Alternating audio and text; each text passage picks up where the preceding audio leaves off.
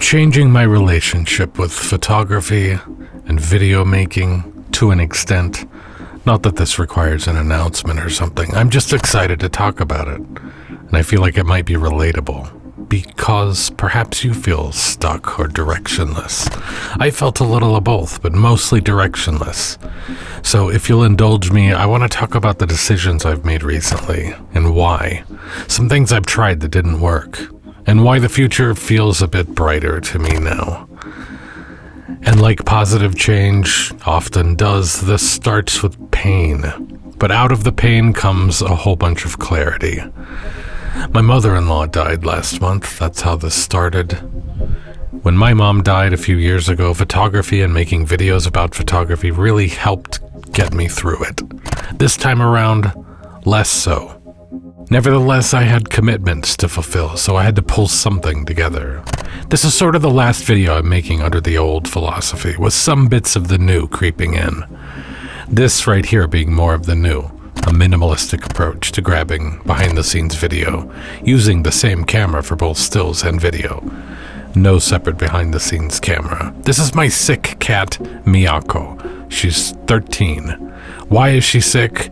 Well, because her terrible human dad, me, was fiddling around with a camera and failed to step in and prevent her from eating some of this foxtail grass. Very, very harmful stuff. This happened the same day or possibly the next day after my wife's mom died, and after hours no less, so we spent the entire night at an expensive 24-hour pet hospital. Here's a look at a video that could have been. I've been shooting the Canon 10D and the Olympus OMG a lot, and we're looking at it from the reverse angle here. I usually try to avoid showing my stupid face, if possible.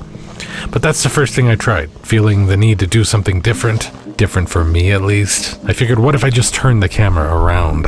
It was a good chance to try out this new Freewell Brandon filter system that I agreed to take a look at. Thus, here we go. It was sent to me for free. Shooting stills and video on one camera, I need to be able to get the filter on and off very quickly, and this is made for that purpose. Screw in the base ring, then everything on top of the base ring attaches magnetically. You've got a 1 to 5 stop variable ND with CPL, plus you can add another 5 stops on top of that for a combined total range of anywhere between 1 to 10 stops of light reduction. There's a slightly upgraded version that also includes a black mist filter, should you desire such a thing. But it's a very high quality filter set. I've spent a month or so with it. I've shot a ton of 8K video with it, and stills. Looks great. I also added a battery grip to my camera recently. It's okay, I guess. But a magnetic filter system is ridiculously convenient, and the only way to go if you're alternating between stills and video on the same camera. On this shoot with Maria, this was how I approached it. Quick establishing shots on video whenever we moved, and screen recordings while shooting photos. Thus, with no separate behind-the-scenes camera, I was spared from the fate of having to go through mountains of footage later. So very much a stills first approach with a little video mixed in. Pop the ND on for video, pull it off for stills. Easy. I think this approach worked pretty well for me, and I plan to do more of it. It's just easier. Saved me a lot of time and hassle.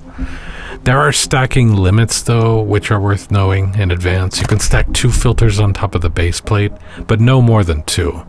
And in order to get too deep, the first one has to be the CPL VND. You can't start with a fixed ND or the black mist, or that will be the end of the chain. I don't think it's a problem, it's just something to know, in case your expectations are different. I asked for the 77mm version, but now I need a 95mm version. And I am literally going to be buying it from my own affiliate link, which is in the description, by the way, along with a discount code. But after using this for a month or so, I'm just finding it impossible to go back to screw-in filters. And if Miyako looks like she's doing better, well, I hope that is indeed the case. I dropped everything and became her full-time caregiver. We are not losing another member of the family on my watch, especially considering this was my fault to begin with. She was on 4 or 5 different medications at one point, spread out across the day and the night. There have been multiple rounds of medication, as antibiotics fight off infections, but as there are still foxtail ons inside her body, they will, and inevitably do, reinfect, apparently. If they don't migrate, which could be good, could be really bad, depending on where they migrate to, they're going to have to put her under again and do an exploratory procedure. I mean, another one. They haven't thus far been able to find any material to extract. It's all just deeply fucked. It is not a problem that is easily fixed. The thing that freaks me out the most is that she has not had a single drink of water since this happened, over a month ago. She just stopped drinking water. I am getting water into her, though, through her food, but what living being refuses to drink water for a month?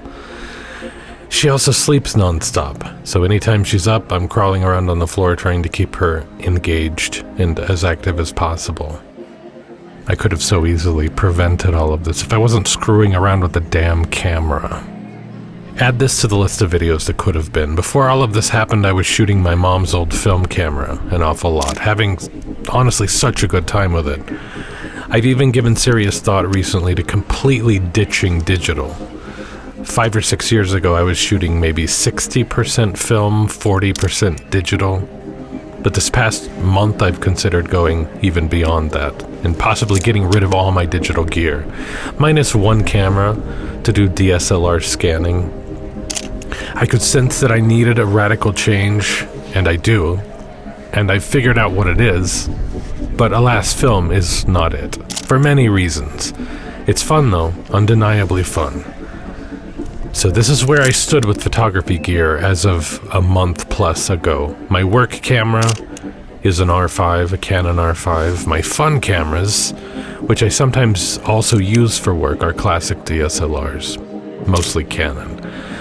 But some Nikons now as well. I've recently become a big fan of the D200, and my favorite camera to shoot on is the original Canon 1D. But I've always wished I could own a Fuji GFX camera instead of the R5. I already had the Switch before I purchased the R5. Preferably one of the 100 megapixel interchangeable lens models. And why I don't own a Fuji GFX comes down to money. Not just the fact that Fuji cameras are expensive, which of course they are, but most cameras are expensive. But the cost of changing systems is, well, expensive, but like profoundly expensive. That said, I always figured I'd switch at some point, eventually. I wanted it too much for it to never become a reality, so I figured I'd wait until our financial situation improved, whenever that might be, and revisit. Well, now it's improved. We'd paid for round-the-clock caregivers for the past 3 years. Weekdays, weekends, days, nights, holidays. We came very close to ending up on the street as a result, but we fucking did it, and I'm amazed that we did it.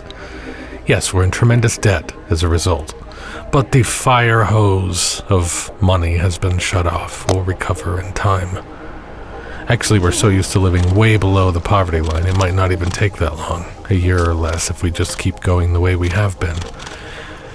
I guess the next change is I'm not ever going to review another product ever again. I mean, that's not true. Something that I already own, that I'm interested in talking about, fine. But I'm not going to agree to receive anything for free. Although that's been a cool avenue of discovering things and having stuff to share. But there could be exceptions. I mean, there's a piece of software I've had for something like 3 months now that I'm still debating whether or not to make a video about it. We'll see. My wife had to go conclude her mom's affairs. She's been gone for a few weeks, and I've been here obsessing over the cat's health. It's pretty involved, actually. Her diet is now very complicated. Her medicine is very complicated. I've been back to the vet with her a bunch of different times. Plus, if I don't engage her, she would just never get up. She would just wither away. Instead, she's eating a lot, and she's getting exercise. Not drinking, though. The other thing I've been doing for the past 2 weeks, well, photo shoots, but I've been organizing, consolidating, deleting files, making space on hard drives, because the price of buying a new hard drive has become absurd as of late. And it was in this process that I had my revelation. I'm sick with grief because of my mother-in-law. Wish I could be there with my wife. Wish my wife could be here with me helping with the cat. Wishing we could just stop having tragedies in our life and could instead establish some kind of normalcy. Afraid the cat is dying and that these will be the last images of her. Really, really deeply, profoundly tired of just going to the same spots near my house to take photos. I think that's why it hasn't worked as a distraction for me this time around. With past tragedies, and there have been many in the past several years, this was all still new enough to me to make me feel something other than loss and hopelessness. Photography wasn't new, but making videos about it was new. Shooting something other than portraits and weddings, that was new. Doing it for myself as a hobby instead of for clients for a living, that was very new to me. So in a moment of tragedy, I lost something, but I was also experiencing a period of finding something. And I was able to balance the scale. But I swear I will not attempt to make another photography video ever again in the same tired old spots in my city. I just can't take it anymore. It's become so monotonous. And this has been a problem for a while, but now I can actually do something about it. So change number 1, number 2, number 3, I have lost track already. Unless there's a good reason to, an interesting local event or something, I make a video from a portrait shoot. I will only ever attempt to make a photography video when I travel, when I find myself in a brand new location. And I don't mean travel to Greece, but other places within my state or neighboring states. Anywhere within driving distance. I don't mind staying overnight if necessary, but I'm not quite ready to start flying. I couldn't travel before, too expensive, but now I guess I can. But I won't even think about starting a video if I'm just at home in my city. I just can't face the monotony of that anymore. It's killing me. Some stuff I mentioned I was gonna do for Patreon, I still think I am, because that's not quite the same thing. That doesn't really require me to go find new shots in old locations. So the time between videos will likely be a bit greater, maybe considerably greater, but I think the quality will be higher. But more importantly, sorry to be so selfish, but I will have more fun making them. If I were to die tomorrow and I have time to first contemplate the situation, not traveling anywhere interesting with my camera would certainly be one of my regrets. So I'm going to start prioritizing little photography trips, and I'm going to start planning them very soon, and I'm extremely excited about it. Okay, so now gear. Those decisions directly relate to the hard drive project I mentioned. Looking through decades of photos, a lifetime of photos, but especially recent photos, video too. I tend to be stills focused, but family video is also extremely important to me. This enormous library of memories I've amassed is the most precious thing that I own, or could ever own. I would not trade my hard drives, which are, yes, all backed up, for anything, not for a truckload of gold bricks, not for a mansion on my own private island. Literally, that is my life's work, I suddenly realized, to document my family's existence. That's the job I've trained for and am most qualified to do, and am in the unique position to execute, because it's my family, and have been doing so for decades, and that's what matters to me. Anything else I can accomplish on top of that, doing art or whatever, is just a bonus. Thus even more important than upcoming photography trips, way more important, it's not even close, it's photography and videography of my own family. My family is small now, but doesn't matter. We are a family, and I'm going to document the shit out of this family for whatever time we have left. Thus, and I've never considered this before, if I'm making gear decisions, that will be the guiding principle behind any purchase I make, or anything I decide to sell. And I just wonder, how did I not realize this sooner? Now, if whatever gear I choose helps me out with some or all of the other things I mentioned, if it's also great to take with on photography trips, fantastic. And I figure it should be, because what will allow me to best capture my own family is not some specialized portrait lens or some telephoto lens with insane reach, highest resolution sensor possible.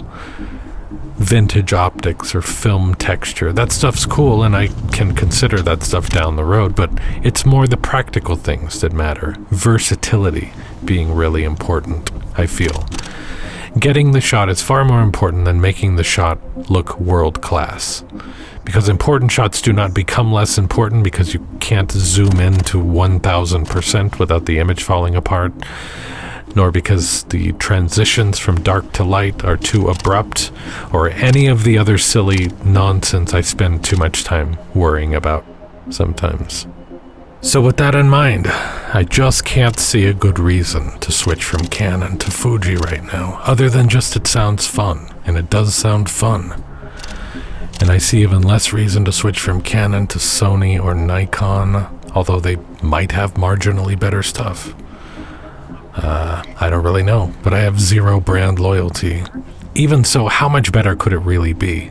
I feel like whatever you spend, $2,000, $3,000, $4,000, $6,000, you buy a camera from any of these companies, I feel like it's going to be basically comparable if you're spending about the same amount of money, and all of them are great choices. Yesterday's models, too, used, are also probably great choices.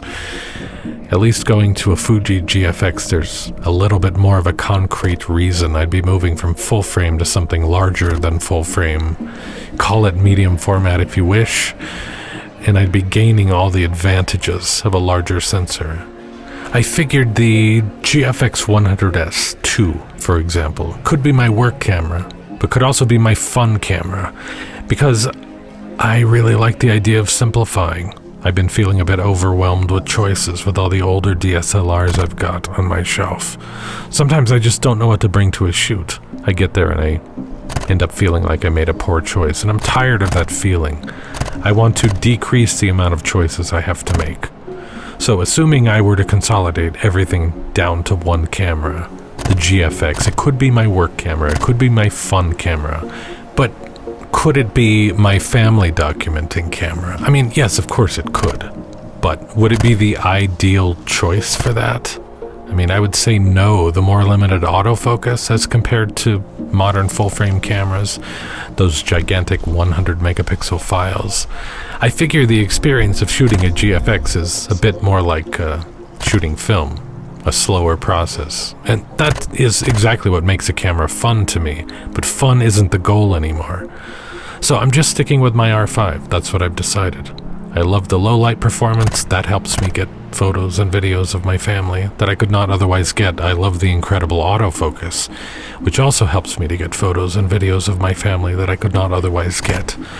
I could upgrade to a newer Canon camera, I suppose, but I just don't see anything particularly better when I look at the newer models. Maybe someday, but currently, I just don't care. I don't find the options very compelling. When I'm only considering the results, the R5 is great, and I'm completely happy with it across the board. You know, I find the shooting experience a little boring. The same is true with all modern cameras, just very homogeneous. Not interesting, nothing has personality anymore. But I'm also extremely happy with the selection of lenses available. I agree it sucks that there aren't very many third-party lenses for the Canon RF system, and I think that's really bad for the customer. And there's a lot about what Canon does these days as far as business practices that I do not like. I don't think they particularly care about the customer. Nevertheless, I really dig those early RF lenses, the lenses that were launched within the first year or so of the RF mount's existence. What an exciting time that was. Canon was putting out some really incredible lenses, but after that, Canon's top-tier RF lenses started getting shittier. At least that's my impression. That's the Golden Corral effect, as I call it. I don't know if you've ever had the experience of eating at one of those massive buffet restaurants, but a new one opens up, the quality of the food is reasonable, I guess. It's not vile, at least. It tastes like food. They do this, one would assume, in order to drum up business, get you hooked in, and then the quality starts decreasing. Come back in 6 months and what they're serving is simply not edible. So I feel like Canon Golden Corralled us. I haven't the slightest bit of interest in any of the lenses Canon has launched in at least a few years. I absolutely despise those hybrid lenses. And so the slow realization over time that they're just never going to complete that original line and make a 35mm that matches the 85 and 50 1.2 lenses that launched in 2018-2019. That just sucks, because what a missed opportunity. But that first one or two groups of Canon RF lenses announced, back when the mount was brand new, of that group, the 28-70 2.0 has always been so interesting to me, and I never got the chance to try it until recently. And boy, do I have thoughts. But by contrast, there are no Fuji G-mount lenses that I'm lusting after or know much of anything about. I would have to do a bunch of research just to become convinced that one of their lenses is in fact worth spending thousands on, which just seems ridiculous and backwards. So that's the other reason I'm sticking with Canon. My favorite lens of all time, the 50mm 1.2, I own. There are other RF lenses I'm interested in, and I'm confident I can complete the entire range that I need with RF lenses. And so here's another video that could have been, but I just lost interest. I had the 28-70 2.0 for a week. This was before Lily's mom died. Actually, no, Lily's mom died during the week that I had it. Funny enough, I was completely underwhelmed by the lens. People say it's like having 3 primes or 4 primes. I don't agree, unless they're like the least interesting primes of all time. It's like having a slightly upgraded and downgraded 24-70 2.8. I've been through phases. I started with zooms, then switched to primes, then back to zooms, then back to primes.